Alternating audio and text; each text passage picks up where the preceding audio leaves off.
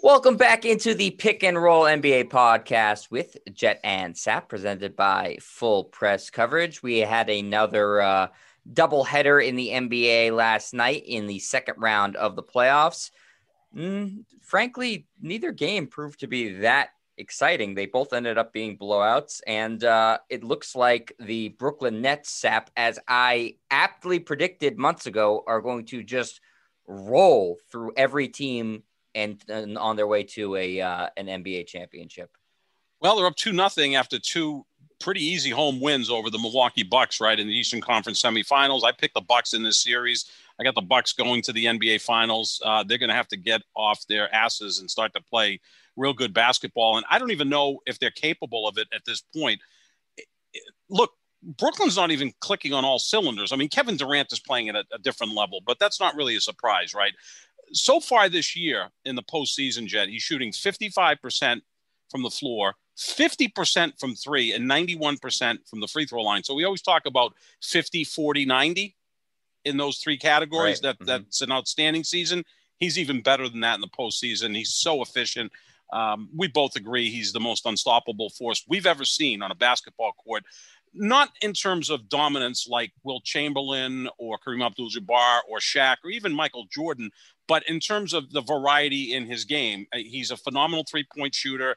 He's got a great mid-range game. He can go to the basket with either hand. He can go right. He can go left. He can post up. He's great in transition. I mean, it's kind of scary how to defend him. You just kind of hope he misses. And certainly Milwaukee hasn't been able to get him to do that yet. Kyrie Irving was fine last night, but then other players are stepping up for the Brooklyn Nets. Meanwhile, Milwaukee, they haven't stepped up, including Giannis Antetokounmpo, and I can't even say his name correctly. I'll just continue to call him the Greek Freak because he's going to have to get better as a player the postseason for me to learn how to pronounce his last name. So we'll just call him Giannis for now.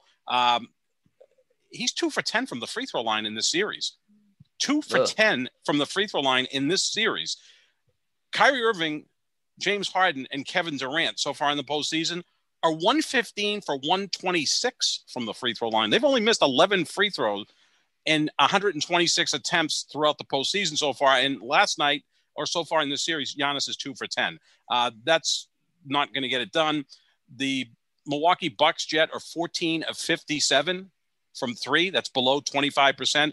Do you realize that while the Bucks were getting destroyed by the Brooklyn Nets last night, the Bruins in the NHL were losing to the New York Islanders 5-4 in a big Game 5 at TD Garden. Now the Islanders lead that series 3-2. The Islanders scored 5 goals on 19 shots.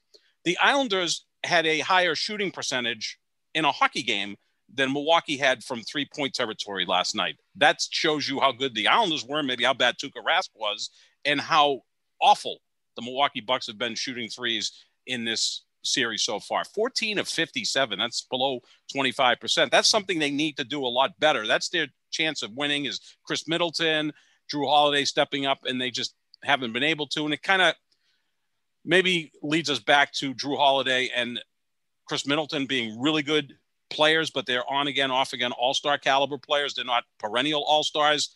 So they're probably best suited to be your third and fourth guy on your team. And if they are, then you've got a hell of a team. Now they're both being asked to be like 2A and 2B to Giannis. And now you have to question, is Giannis really a 1? He's one of the 5 or 6 or 7 best players in the league, but that doesn't make him a 1 because he's limited offensively. And we saw it again last night. Yeah, I still think he is. I just think you don't really know if somebody's a true 1 until you give them a true number 2 in that regard. Good point. It's also, Sap, this is my concern all along, is that as great as some other teams might look on paper, and I think that on paper, Milwaukee looks excellent, and I thought that they had the personnel to slow down Brooklyn, but it just there's no slowing down Brooklyn. It doesn't matter if you have the personnel to do it. Kevin Durant's unflappable, unguardable. He doesn't have bad games. He's just that efficient. He does not play poorly. And then, you're kind of hoping that everybody else plays poorly, but Brooklyn has enough. Even without James Harden, they have enough guys who can, fill in the gaps. It's just so hard to beat them. And last night, if you don't play, this is what the problem was when you played the Warriors. If you don't play perfect when the Warriors were really good, you couldn't beat them. It's the same thing basically for the Nets. If you don't play perfect, you can't beat them. And if you play far less than perfect, like what Milwaukee did last night, you get blown out. And that was a blowout. It was a blowout from the get-go, 125-86. I mean, that's a mauling. You don't see that in the second round of the playoffs very often. So, today everybody's on Milwaukee. Stephen A. Smith's calling them a national embarrassment. And they should be embarrassed that these games haven't been competitive, especially without James Harden. But, this is the way I sort of saw it happening months ago, is that as good as these other teams look, Brooklyn is just they're just so much better than everybody else. I am surprised that they're able to do this dominantly without James Harden. Mm-hmm. I'll say that, but I'm not surprised they're winning this series and that they won both of those games. I'm disappointed that Middleton has not stepped up and Holiday has not stepped up. I mean, Giannis, I think he played great in the first game. He played fine in this game, other than the free throw shooting was terrible and he didn't score quite enough, but he did have 11 rebounds and he played, I guess he played okay defense. It's just, Brooklyn's just that good, Sap. I don't even know if I can fault teams for losing to them at this point. Well, you can if they lose by 39. And in game one, the final score was a lot closer than the feel of that game, because Milwaukee scored, I think, like 12 of the final 15 points in that game to tighten up the final score. But this hasn't been a series so far. And we go back to Giannis, and I think that the flaw in his game is he really can't shoot from the outside. Now, that's a major concern. He is willing to take those outside shots, which Ben Simmons isn't comfortable taking. The difference is Ben Simmons has Joel Embiid as his number one guy, where Giannis has a 3 and a 4 and Chris Middleton and Drew Holiday. So he has to do more of that than obviously Ben Simmons can do on a nightly basis. The other thing, and I've said this for a million years, well, not quite a million years because Giannis hasn't been in the league that long. I like him in the low post better, or you use him in a pick and roll situation where you can send him to the rim and have Middleton or Drew Holiday or anyone else feed him up near the basket. That's where he's unstoppable. He's not quite as big as Shaq was. I mean, Shaq was 350 pounds. Giannis is about 250, but he's more athletic than Shaq was. Get him in those situations. Why he brings the ball up the court so much still mystifies me. He's a good passer, but he can pass from the post where he's closer to the basket. Why would you take a guy who's so dominant close to the basket and have him operating 25, 30 feet away from the basket? Doesn't seem to make much sense. Now, LeBron does that a lot, but LeBron goes to the basket better than Giannis because he's a better passer than Giannis, so there's more options for him.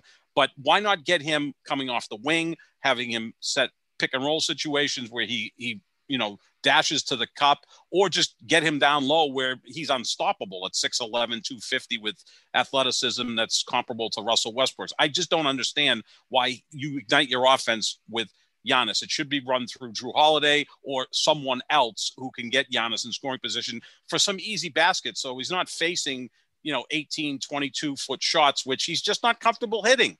He just isn't. That's not his game. So why ask him to do more of that? Ask him to do less of it, make him more efficient. That's the thing that makes it so scary, Jet, playing the Brooklyn Nets, is how efficient they are. Like, Durant's this ridiculous scorer, but I don't even know if I've seen anyone in 45, 50 years of watching basketball, and that includes LeBron and Michael Jordan and Kobe and, Kareem and Shaq and all of these dominant players who's even close to being as efficient as Durant, right? Like, he might be the only guy I've ever seen who is a shooter and a scorer. Usually one or the other. Like, Steph Curry to me is a shooter. Klay Thompson's a shooter. LeBron, Michael, Kobe were more scorers than shooters, right? And you got Shaq and Kareem were just dominant down low. This guy is an all-time great shooter and an all-time great scorer. And he does it so effortlessly, all within the flow of the game. It doesn't seem like they have to do anything special to get him going. He gets himself going. I don't know. It's damn scary watching them play. I've got to, give you some props on this. I mean, they're not quite halfway through winning a championship, but boy, do they look good. And maybe the Celtics weren't that bad. They went 5 games with them and played them tough in a couple other games. So maybe the Celtics weren't as bad as we thought they were. And maybe Brooklyn's just better than we thought they were. No, the Celtics are terrible. That's true too. Except for Jason Tatum, who Kevin Durant praises up and down and down and up, and Kevin Durant doesn't praise other players. Probably, yeah. So we'll see Jason Tatum in Brooklyn in like 3 years or whatever, and that'll be a lot of fun. As Durant's 35 and still scoring 30 a game. Yeah, I think the issue is with Durant is that also, part of it is in the NBA, and I'm going to sound like the cranky old guys. You can't be physical really anymore, so you No, can't hand check, you can't move him off his spot. And I think that would affect him. Listen, he's still going to score no matter what. In any era, yeah, he would score. But I think the only way that you could try to play some defense on him and bother him is to be physical with him because he is a twig. You can move him. He's not strong.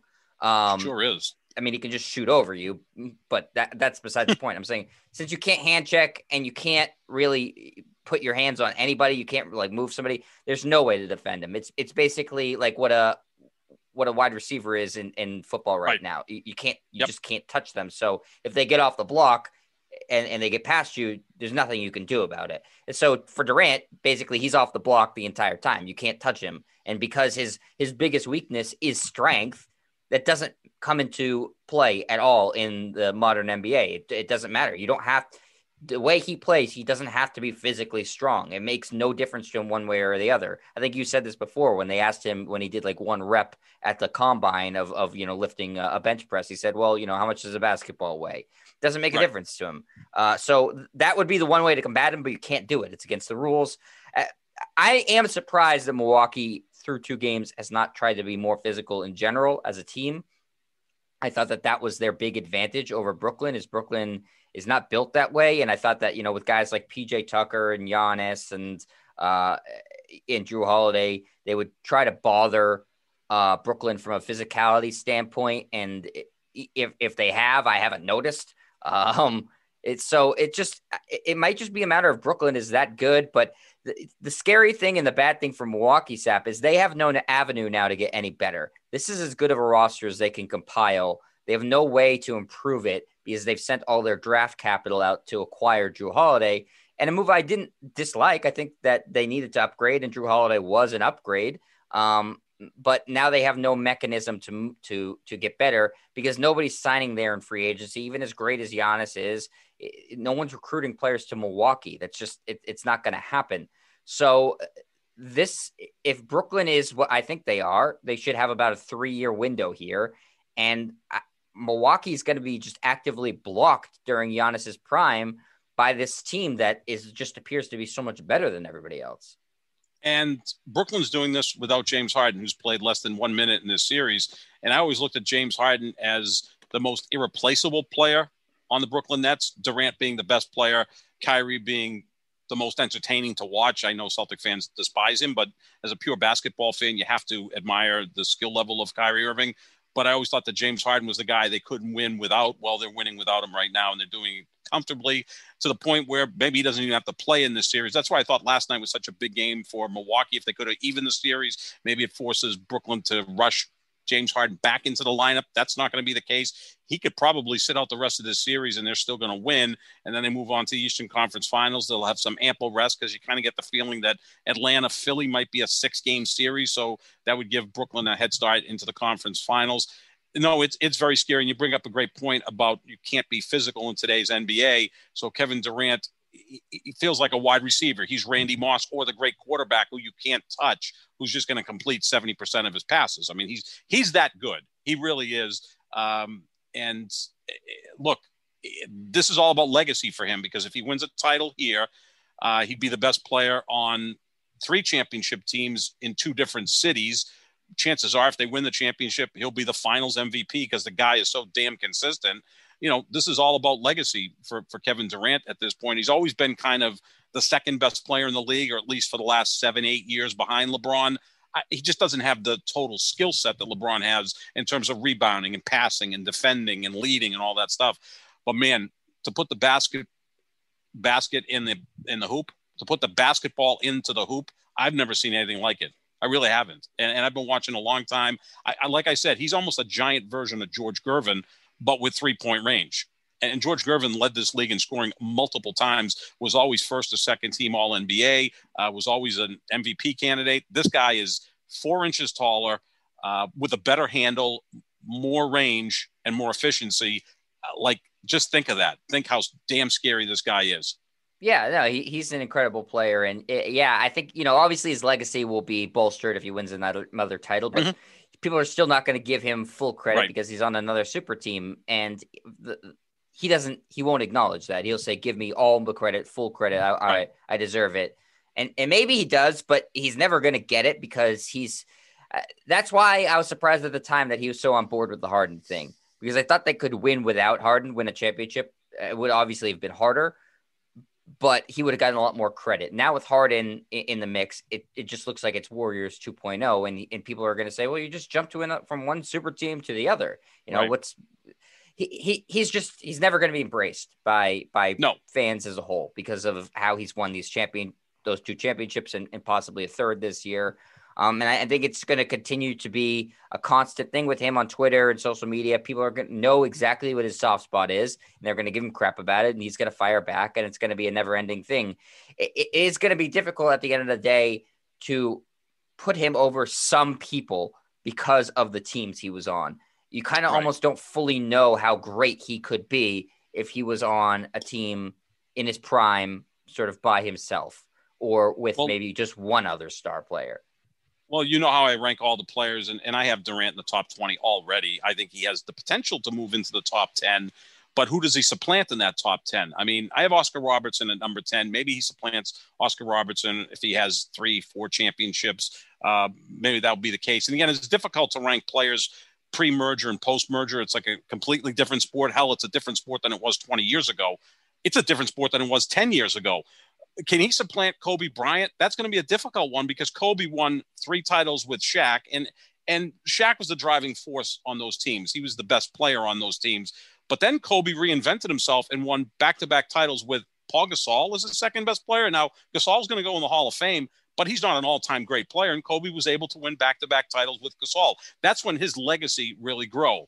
I think that LeBron's legacy has grown. Yes, he's always had some sort of great player with him, whether it's Dwayne Wade, Kyrie Irving, Anthony Davis, but he's gone to 3 different organizations and won rather quickly. I mean, turned around losing situations. So, he's not going to replace LeBron James or Michael Jordan or, can he supplant Larry Bird?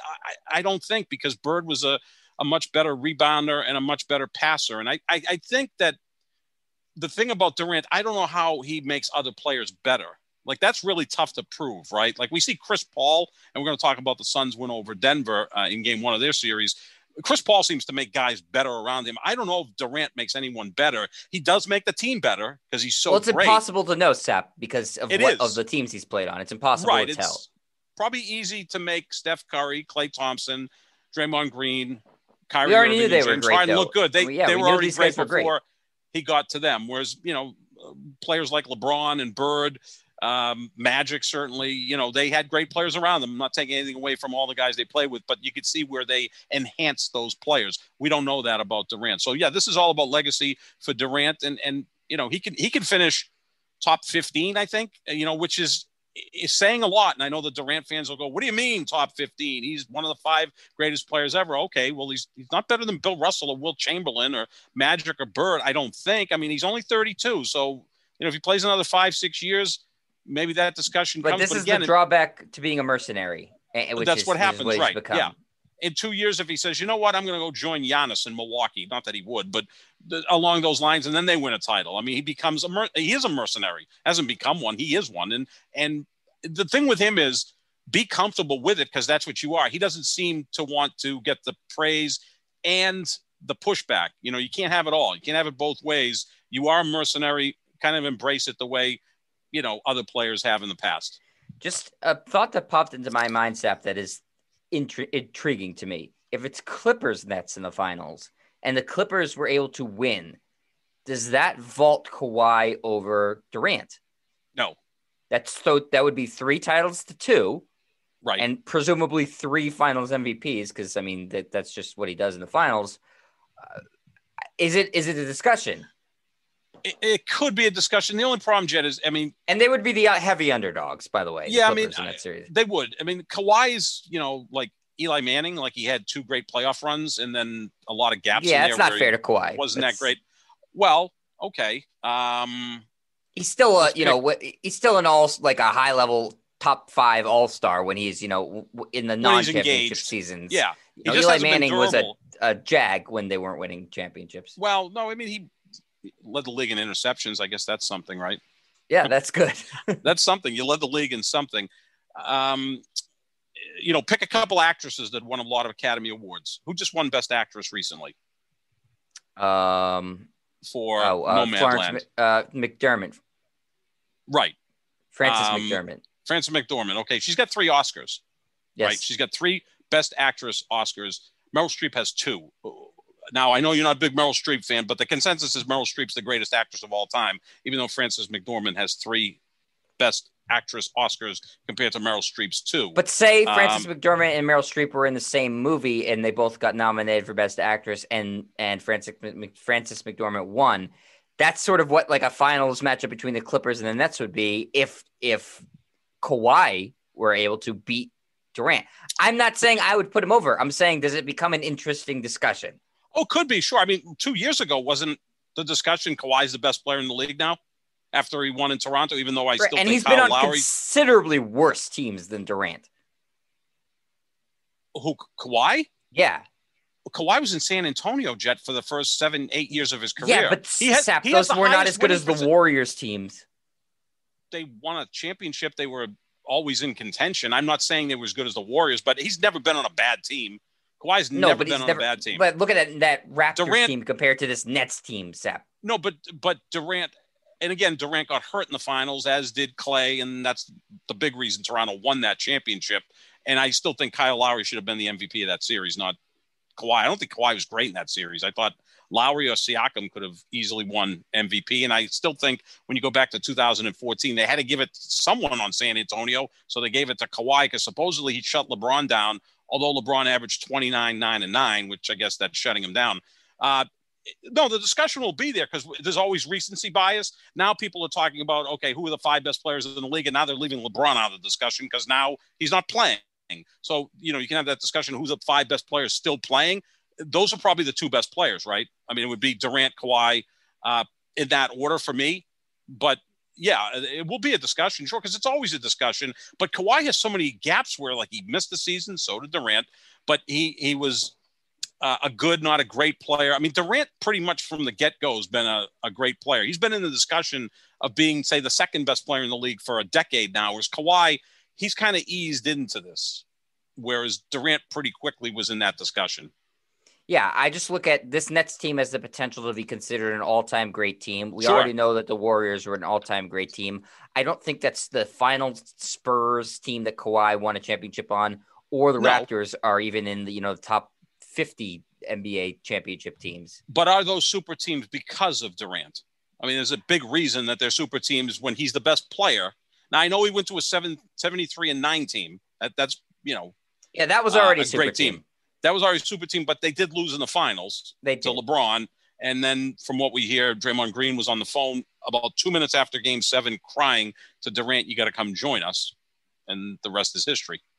Yeah. All right. So, this is gearing up to be not the series we were thinking, Sap. No. And in fact, it could be Milwaukee's in danger of getting swept here because based off of the fight they've put up, which is none, Brooklyn could just have their way with them. Milwaukee could roll over and die. I hope that's not what happens, but right now, all the indications are that Brooklyn will have no issues with Milwaukee. So let's move over to the West where Phoenix didn't really have any issues, especially late in the game over Denver as they win game 1, 122-105.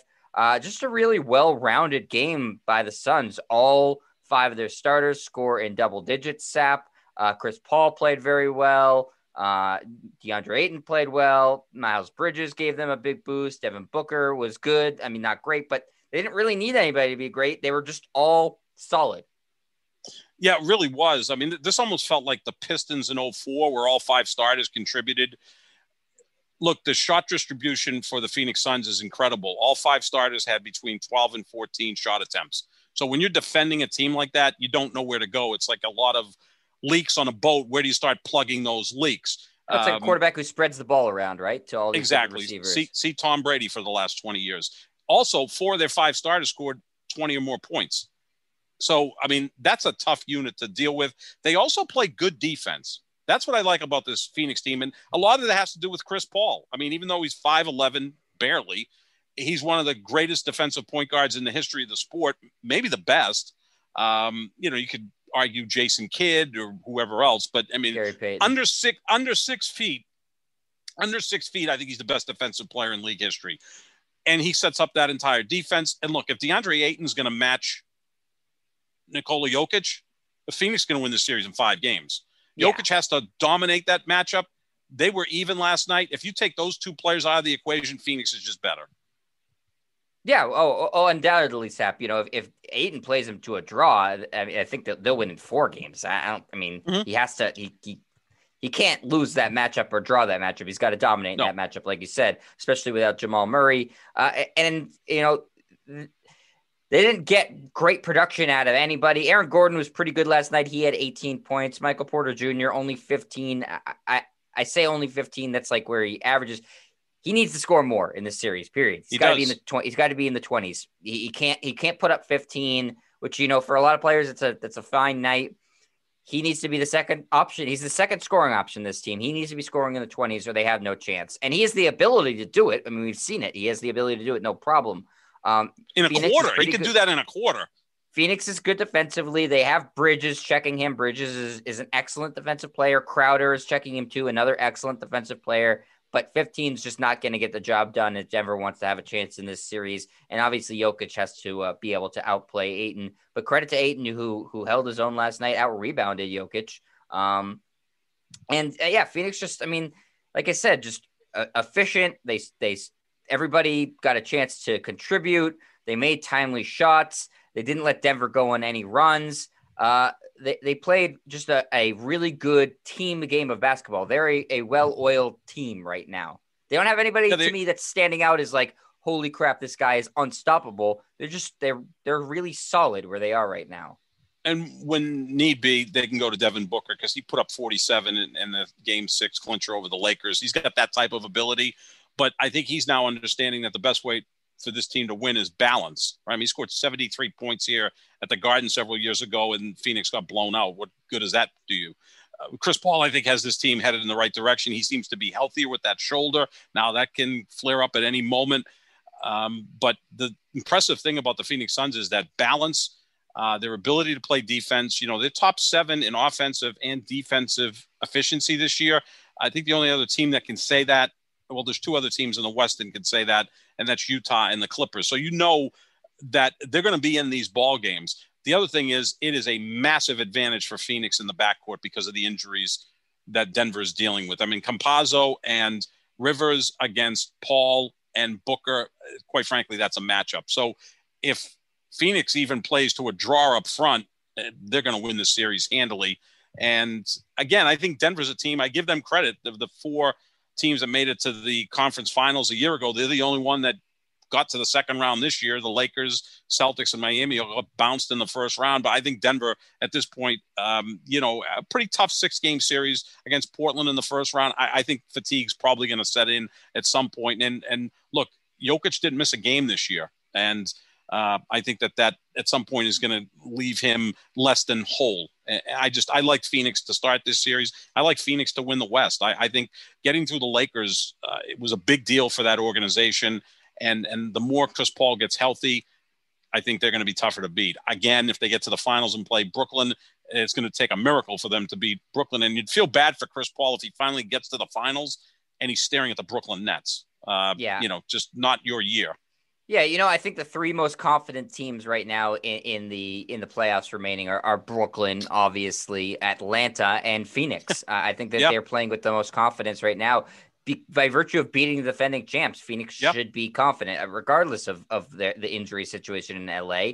Phoenix should feel good about being able to get through that series. And now they're playing, a Nuggets team that's also banged up with injuries, though they have the presumptive MVP. And, Phoenix has home court advantage, as they did in the last round. They should be able to win. When you have home court advantage in the playoffs, you should win.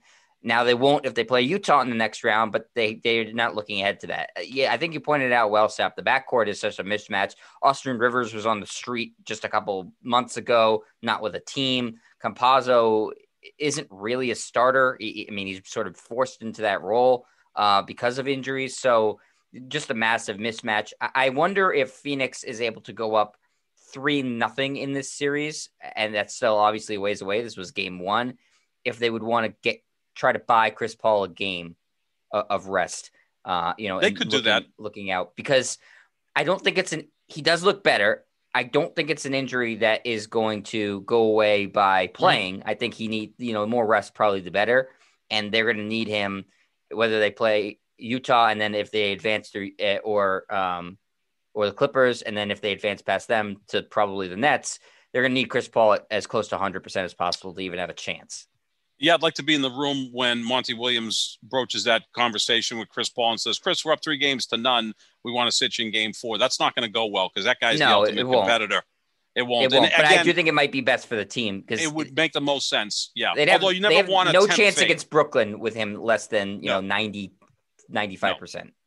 And that's who I'm rooting for right now. Right now, with the Lakers gone, you with the Celtics not being there, and I'm rooting for Milwaukee, Phoenix, and I think Phoenix is going to get there. Milwaukee, up until last night, I thought they'd recover, and they looked just overmatched in that game against Brooklyn, and they kind of gave up. Now, it's not the Tour de France, so it's 2-0. I get it, but they're going to start at 0-0 when they go to game 3 in Milwaukee. The Bucks are going to have to come out. They're going to have to shoot 3-pointers a lot better than they have so far, which you would think they will be able to do at home. But does Kevin Durant and Kyrie Irving, are they going to be intimidated by playing in Milwaukee? Hell no. Those are all-time great players. The thing is, the role players play better. Kyrie didn't play well in Milwaukee last time he played in the playoffs against them. That's true, but I don't think he wanted to play well in the playoffs. He did not. I think he's just fine. Kyrie's in a better headspace now than he was 2 years ago, which is good for something him. That I don't think Sigmund Freud would even know how to parse or deal with. But and look, there's no pressure on anybody in Brooklyn. Like if Kyrie's having an off night, Durant can say, you know what, my friend, I'll go get 45 tonight and do it efficiently. Durant doesn't have off nights. He really doesn't. He really doesn't. I don't even know who to compare this guy to. It's scary.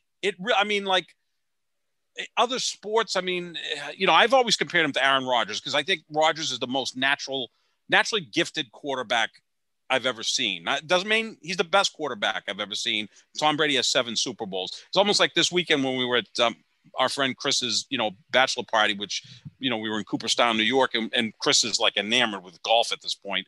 And he's like, on the heels of Phil Mickelson winning the PGA, I think a couple weeks ago, he's like, Phil Mickelson is the most gifted golfer I've ever seen. Doesn't mean he's better than Tiger Woods, but natural talent. Phil Mickelson's probably more talented than Tiger, but Tiger was so driven and was constantly in great shape, and his whole life was golf, and he was clutch. But in terms of natural talent, Mickelson was probably the more talented golfer. Kind of like that and I said it's kind of like Aaron Rodgers and Tom Brady, right? Like Rodgers is more naturally gifted, but Brady's got 7 Super Bowls. And you maybe get this conversation with Durant and LeBron. Maybe Durant's a more natural scorer than LeBron. I still think LeBron just does more than Durant, right? At his apex. I don't know if there's ever been a more naturally gifted basketball player than LeBron. Yeah, I think he's the most. I think he's the most talented, right? Just pure basketball. When you talk about like what can't he do, like pretty much. That's why we say no kids like he's popular, but no kids like are emulating him on the court because he's just like no one's that freakishly talented, built like that big. And although last night Dan Sileo he's a basketball robot. He really is. Dan Sileo is an idiot. Dan Sileo, what an idiot! I sent you that tweet and it was like he's saying that LeBron James is basically Karl Malone, but with the rings, and you went back and said, well, that's kind of the idea, isn't it, to win rings? And I'm like, the only thing those two guys have in common are their physiques. They're both like 6'9", so what is 255, 260. Is it like he's not a clutch player? Is Tom Brady that part of it? Is Tom Brady Ryan Tannehill, but with rings? Like what are we? The rings, right? What the hell are we talking? He's Tony Romo, but with rings. Like, well, right. The rings kind of are important. The rings are important. It's sort of the end game in all these seasons. And he's trying to like.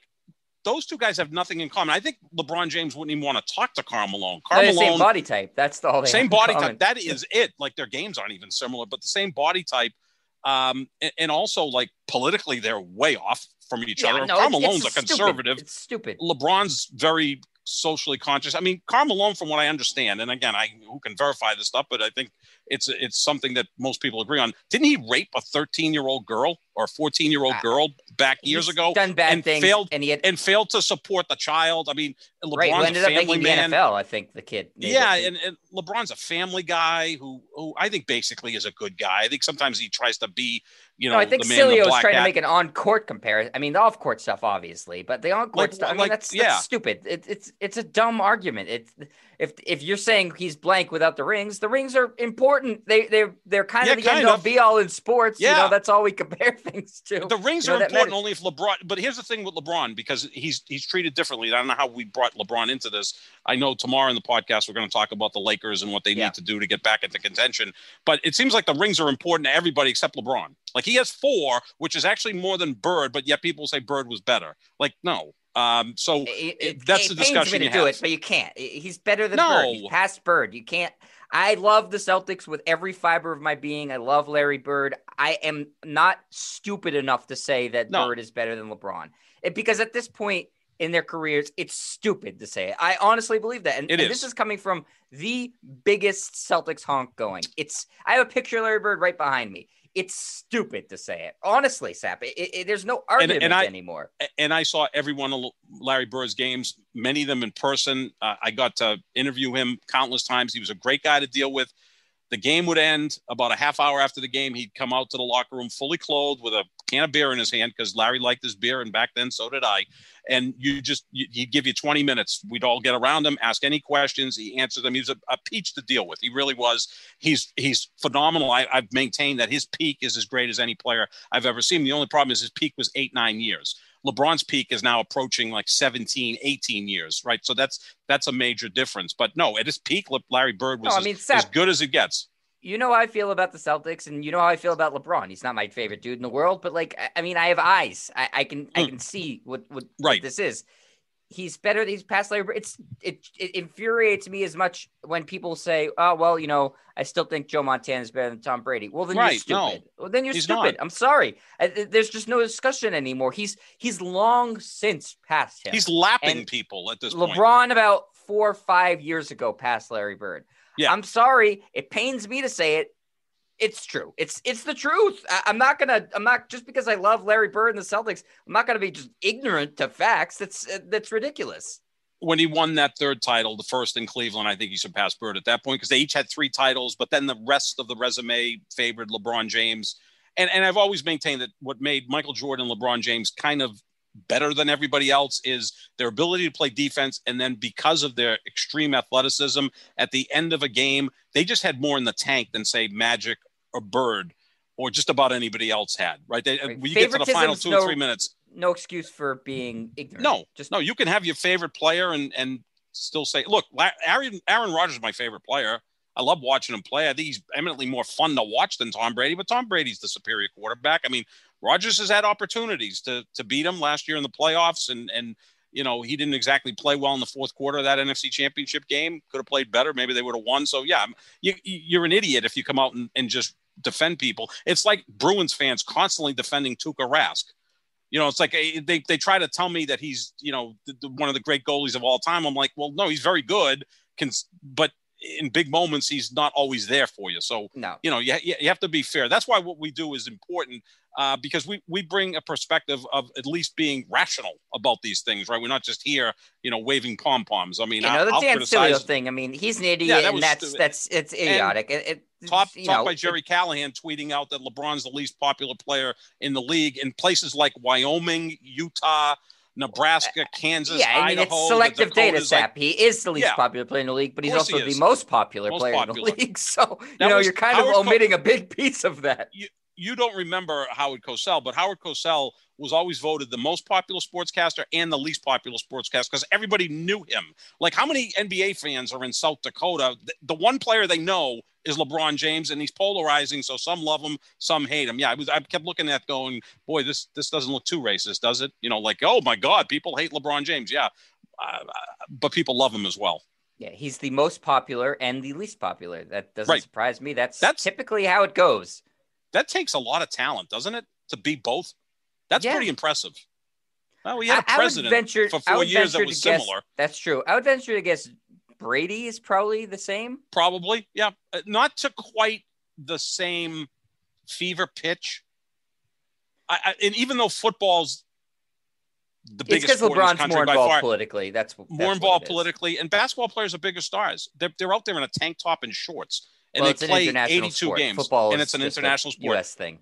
We see Brady pop in every Sunday. He's still in a helmet. I still maintain that, lapsed football fans last year turned into the Super Bowl and said, Brady's with Tampa now? Like, when did this happen? And they were like, okay, I'll root for him again, or I'll root against him again. But yeah, I mean, the Cilio and Callahan, not surprising that those guys were tweeting out stuff like that because, that's kind of their brand. Great. Good and luck. Now you've made me defend LeBron. Thanks, Sap. All right. I am talented. Very talented. You keep getting me to do it somehow. All right, let's get into these games tonight before we wrap things up.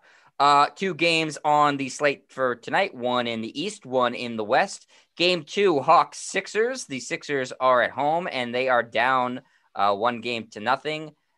The spread in this one, Sap, has Philadelphia favored by 6 points. How do you see this one playing out? Well, Zigzag has been zagging a lot lately. Not good. No. Last night, Zigzag had Milwaukee winning that game, and as a 1.5 point dog, they only lost by 39. So that was certainly Vegas cleaned up on that one. Yep. Yeah, if people were going with the zigzag. It's kind of interesting. The game last night was Brooklyn favored by 1.5. And when they go to Milwaukee, the Bucks right now are a 4-point favorite. Vegas is saying that Milwaukee's better than Brooklyn. I don't know what they're watching, or maybe there's some unnatural money coming in on the Bucks that impacts the lines. Like there's someone out there. Maybe there's a lot of money coming from Greece supporting Giannis that, he's going to end up winning this series. That could be the case. Mafia money. Yeah, exactly. I like Philly tonight. They have to win this game. They can't get down 0-2, then go on the road with Embiid. Still less than 100%, although he was dominant in game 1. They're going to have to deal with Trae Young, though. Philadelphia's going to have to figure out a way to combat Trae Young. Now, Ben Simmons was talking about that he'll check him, which I think he did in parts of game 1. Will he be allowed to play physical? I mean, Trae Young's 6'1". No, It's the NBA. You're right. You pointed that out about a half hour ago. No one gets to play physical. I mean, talk about a physical mismatch in terms of size and strength. Trae Young and Ben Simmons. I mean, that almost looks like Trae Young's going to have to dribble under Ben Simmons. He probably could. I mean, Ben Simmons, I don't think we realize how big he is. He's 6'10", 250. He's huge. He's like a little taller than LeBron, and he's not that much thinner. I mean, he's jacked. And he's a great athlete, and you got Trae Young at 6'1", who, quite frankly, is punking the NBA right now. I mean, it's like he's scoring 35 and laughing in their faces. I might get a Trae Young jersey. Oh, he's really grown on me as well. Again, like I said, he's not quite the shooter Steph Curry is. No one is, but I think he's a better passer. He's going to get a big sneaker deal out of this, is my prediction. And again, the kids are going to love him, right? Like, the NBA is going to push him.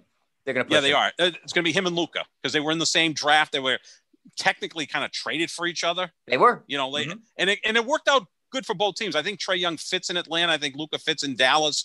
I don't think either of them would have been as successful the other way around.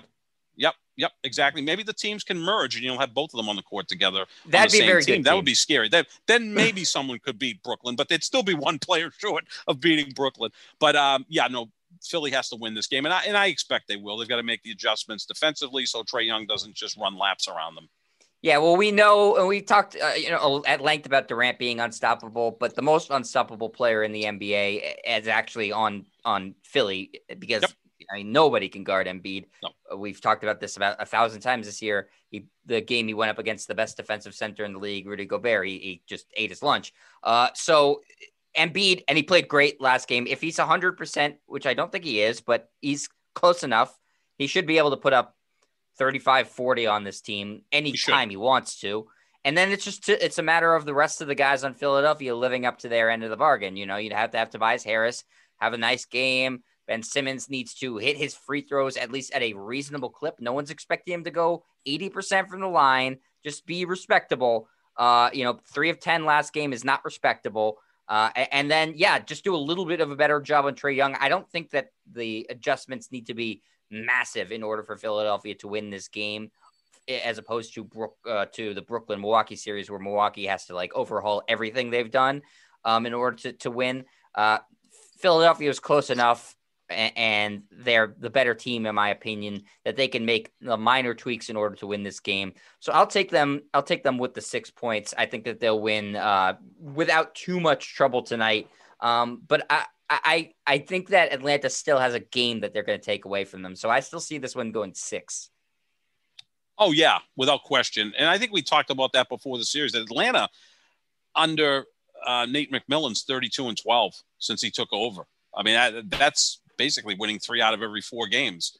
That's damn good. And they made short work of the Knicks. Look, they're more talented than the Knicks. And I wasn't surprised that they won that series over New York. I'm a little surprised that it only won 5 games. But Atlanta's been one of the best teams in basketball the second half of the season. So I expect them to continue to do that. Can they win this series? Yeah, they can win this series, especially if they win tonight. They'll take a stranglehold on this. But I expect Philadelphia to come up big tonight and B, to be dominant as usual. And again, this is going to fall on those perimeter shooters. Is Danny Green going to shoot better from 3? Is Seth Curry going to have a big game? Is Tobias Harris going to do what he can do? And as you said, Ben Simmons has to shoot better from the free throw line. The only problem is, Jet, so far in the postseason, he's shooting at like 34% from the free throw line. He's going to make it impossible to have him in at the end of games. I mean, just like you said in the last game, they're just going to hack him, which you should. That's the best strategy for him because he's a crappy free throw shooter. Why not? And I'd rather him shoot free throws than the ball even touch Embiid's hands. No, because he's going to score like every time he gets it. And the thing about Simmons, it's not like he's a power forward. He's kind of built like a power forward. He's their primary ball handler. So it's easy to foul him. You get him the ball and you foul him, and chances are, at best, he's going to make 1 out of 2. Someone's got to get a hold of Ben Simmons and say, look, you can become one of the 5 best players in the league. Literally, realistically, he can be one of the 5 best players in the league if he can establish some sort of consistent mid-range shot. I'm not even asking him to take threes and be consistent from the free throw line. Look, shoot him underhand, Seth. Shoot him underhand. That may be the case. If he can shoot as efficiently as Giannis from mid-range and the free throw line, and that's not asking a lot because Giannis isn't all that great from there, he can be as good as Giannis because he can rebound not quite as much as Giannis because he doesn't play as much close to the basket. He's a better passer than Giannis, and I think he's a more versatile defender. He could be a top 5 player. He's that good. He didn't get picked first by accident. I don't even know what to compare it to in another sport. You can't say it's a quarterback that can't throw. I mean, that's Tim Tebow. Obviously, he doesn't play at quarterback yet unless Jacksonville's lost their mind. I guess, would it be a hitter who's really good but can't hit a certain pitch? That could be it. Can't hit a curveball or something? Can't hit a curveball. I mean, I'm not going to say Jackie Bradley Jr. I mean, Jackie Bradley Jr. is a great fielder, but he hits 160. And, it's not like Simmons doesn't score. He does everything. He rebounds, he passes, he defends. When he goes to the basket, he's unstoppable. It's just he can't shoot. Right, that's the closest thing I can think of off the top of my head. That's probably it. Or a wide receiver who gets open and drops the ball occasionally. And you go, damn, why are we throwing it to him? It's maddening because you're right. His ceiling is so high, and it doesn't look like he's at all attempted to improve the deficiencies in his game. I haven't seen him take a noticeable leap since he's really come into the NBA. No. Except for his defense. His defense has always been there, but he's gotten even better at it. But nothing else. He hasn't really improved at anything else. I mean, he was really good from day one, but he hasn't improved at anything else. Again, listen, the underhanded free throw thing, it seems like a joke. It works. People would laugh to start. They wouldn't laugh when you start shooting 80% from the free throw line. Then the laughter quickly stops, and then you can't foul the guy anymore. Hey, Rick Barry shot over 90% in his career or close to it shooting underhanded. He's gone around the world preaching this. Rick Barry's a Hall of Famer, and he preaches this. So maybe you should listen to the guy. Yeah, absolutely. I mean, if you're a great shooter, if you're Larry Bird or Kevin Durant or whoever, then okay, shoot however you want. Kevin Durant, Larry Bird, and Steph Curry could probably shoot 80% left-handed. I mean, that's how great those guys are. So prideful that he won't attempt to make his game better because he's scared of how it'll look? Well, some of it's vanity. I mean, Jim Rice, who was a great player for the Boston Red Sox for 15 years, he's in the Hall of Fame. He wouldn't wear glasses when he hit. I just wonder if he had worn glasses, what kind of career he would have had. He had a great career. He's in the Hall of Fame, but Lord knows how much better he would have been. They didn't have like corrective eye surgery like they have now. So, it just didn't want to wear glasses. He was too vain to do that. It's not the most macho thing to shoot free throws underhanded. Wilt tried it. Didn't work for him either. I mean, Wilt and Bill Russell were essentially 50% free throw shooters. Shaq maybe a little bit better, but those are 3 all-time greats. But this guy's at like 34% in the postseason. He's at another level of suck. So Yeah, and he doesn't have the thing with like Wilt or Shaq with the gigantic. I mean, no. he's got big hands, but he should be able to. Yeah, underhand should work for him. I mean, I'm willing to send him a message saying, Ben, I hate the Sixers. I don't particularly like you, but listen, for the good of the game, shoot free throws underhanded. Yeah, just send one to whatever Kardashian he's dating at the moment. I don't know. Yeah. Devin Booker's with one of them. He's with the other, and God bless them all. Good to be young and good looking. Yeah, let's just stay away from Jason Tatum. Sap, okay, let's go to the Clippers and Jazz, who have their game 1 tonight, and a series that I don't really think anybody feels particularly confident about one way or the other than Skip Bayless, who's already said the Clippers are going to win the championship, even though he had them eliminated in game 5 of that past series. So I would say don't listen to what Skip Bayless has to say. No, the game is in Utah. Go ahead, Sep. Oh, no, Skip loves that Denver backcourt of Campazzo and Rivers. He thinks that's a great backcourt. So Skip is out to lunch. Sometimes. Utah has home court advantage throughout the playoffs. They had the best record in the league, basically wire to wire. So they're at home tonight. The Clippers are 3-point underdogs in this game. Sap, go ahead, give your pick. I like Utah in the series, but I like the Clippers tonight. And I'll tell you why. Everybody's picking Utah tonight, which would lead you to believe the Clippers will win, because when everyone agrees, then we're always wrong. The Clippers are coming off an emotional Game 7 win over Dallas on Sunday. Utah's at home. They've had ample rest. They won their series in 5 games over Memphis. The clincher was at home, so there's no travel involved. So it would lead you to believe Utah's going to come out and blow doors tonight over the LA Clippers. I think the Clippers, because of all the emotion and how stressful that series was, will get there, not realize they're tired, and come in and win game 1. Then I think in game 2, you'll see a Utah blowout. It's just kind of a reverse psychology. I like the Clippers tonight, but I like Utah in the series. I found it funny that a lot of people were saying Clippers exercise their demons. You know, they win this game 7 in the first round. No, the exercising the demons is getting to the conference finals, which they've never been to before in the history of their franchise. Incredible. Winning this round is exercising the demons. Winning the first round is nothing for the Clippers. Have even been they've even been able to accomplish that before. So no, that's nothing. I just Utah has been virtually unbeatable at home when Donovan Mitchell plays. He's playing. He's presumably much closer to 100% now than at the start of the playoffs, because they've had this nice rest period because they were able to take care of Memphis. They gentlemen swept them. I don't see Utah losing at home. So I'm going to take the Jazz tonight, and I will take them with the 3 points because it's just not that many. Yeah, it's not that many points. I'll go with the Clippers to pull off the upset tonight, but still lose in the series. And look, what's going to satisfy Steve Ballmer? Anything short of a championship going to really please him? I mean, if they lose to Brooklyn in the finals, they have to get to the finals. But do you think Steve Ballmer's really a reasonable guy? I mean, he's worth $80 billion. He's won with everything he's touched. If they get to the finals and lose, he's going to be pissed. Right, yeah, still. Reasonable, no, but he's not stupid. And I think knowing that what Brooklyn is, because we're just assuming Brooklyn's going to get there at this point. I mean, I've been saying this for months, and I think you're starting to come around to it. I think what else are you supposed to do with the Clippers? You can't just suddenly say, hey, we're going to add Giannis to this team and really try to compete with them. I mean, there's nothing that really can be done if you're going up against a juggernaut. They have a big 2, whereas Brooklyn has a big 3. And now we're seeing those Brooklyn role players play better and better and better. And part of it is because Durant stretches the floor to the point where all of a sudden the likes of Joe Harris or Blake Griffin have plenty of space to operate, and they go ahead and do what they do. Mike James was a player that came on board midway late in the season and has been spectacular. Like every team in the league had an opportunity to get him, and give Brooklyn credit for adding those nice pieces.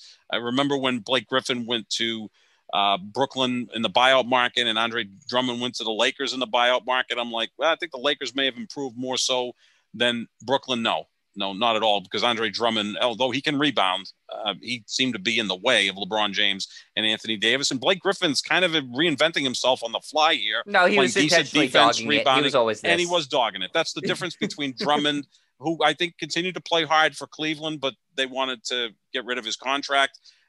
Whereas Blake Griffin, yeah, he just dogged it in Detroit. And again, that's another reason why you will be rooting, and I think everybody's rooting against the Brooklyn Nets. I mean, the last team I want to see win the title is Brooklyn. The second team I want to see win the title, the one that would turn me off the most, is the Clippers. Anybody else I'll be fine with. I can live with the other 6 teams winning it. The unfortunate thing is most likely Brooklyn's going to win the title. So I'm going to have to deal with that if that happens. Yeah, it's interesting too. The whole if Phoenix is to get there too, it's 2 former teammates on Brooklyn that Chris Paul hates. Yep. Because remember, he also did not like Blake Griffin. We know it didn't end well with James Harden, but remember, it really didn't end well with Blake Griffin. So it'd be the Chris Paul revenge tour. He would really be motivated to beat that team, but nobody's beating that team. I just don't think so. But so you have the Clippers tonight. I have the Jazz. Yes, yeah. One final thought, and I was thinking about this watching the games last night. Could you picture Chris Paul and Kevin Durant on the same team? How unstoppable that would have been, in all seriousness, because I think Durant doesn't need to be the alpha. Like, he's just content to play basketball. Like, he'll go get his 32, 8 and 8, or whatever he puts up for numbers. I also think Chris Paul's smart enough to know who to bark at, know who not to bark at. Like, he didn't really bark at James Harden all that much. James Harden isn't Kevin Durant. Like, I'm just thinking from a pure aesthetic standpoint, Chris Paul and Kevin Durant on the same team. You'd think it'd be really good. I think you're right. Chris Paul might be able to know who to do that to and who not to do that to, especially later in his career. I don't think in LA it fell apart. It didn't work. He didn't know how to do that. But I think you saw, Draymond Green is a leader, and he's, the guy who sort of barks at people in Golden State, and we saw what happened with Draymond and Kevin Durant. So Durant's sensitive. We know that. So I think he's better just left alone. Like, Kyrie's not going to bother him. James Harden's not going to bother him. Steve Nash is definitely not going to bother him. I think that's when Durant says best. Just like, leave him alone. Don't tell him what to do. He'll figure it out. Doesn't need a coach. Doesn't need a player to tell him what to do. Perfect definition of being a mercenary, right? Because that's what a mercenary does. Absolutely, like, it's like a hitman that comes in and no one ever really meets him. They get a hold of him through a third source, and he comes in and he's got his gun and he takes care of the job and goes away and gets paid later. That's Kevin Durant just likes playing basketball. I don't think he needs all of the other stuff, like being the leader, the spokesman. He's even uncomfortable in interviews now. He's, kind of was an asshole to the reporter after the game last night, but then he caught himself, and I think he probably felt bad and said thank you for the compliment and much love. I mean, all the reporter asked him is, it's 2 years to the day when you blew out your Achilles and you had your calf injury. Did you think you'd be in this spot 2 years later? And he goes, is that a real question? Like, obviously great athletes don't doubt themselves, but you could be a little bit more humble about that. But then he kind of caught himself. He is trying to be the bad guy when I think naturally he's not. LeBron went through this too. LeBron, was being painted as the man in the black hat because he left Cleveland and went to Miami. He was never comfortable with that either. I think they're both, guys that should just embrace whoever they are rather than trying to be something else. Yeah. I think that's a fair point, Sap. All right. Well, that's going to do it for us for the Pick and Roll NBA podcast with Jet and Sap, presented by Full Press Coverage. You can find this podcast on our YouTube at youtube.com/JetStryer, or you can find it wherever podcasts are found if you prefer the audio version. Tomorrow, we're going to be talking about some of these eliminated teams, specifically the Lakers. Sap is going to finally do his postmortem for his beloved Los Angeles Lakers and LeBron James and try to figure out what went wrong and how they can fix it for next year. We'll also touch on the Blazers and what they're going to do if they're going to blow things up in the offseason, and if the Mavericks are going to get any help for Luka Doncic. So make sure you check that out tomorrow. That podcast will drop around 1:30-ish tomorrow. So make sure you check us out there, and we'll talk to you then. See you, everybody.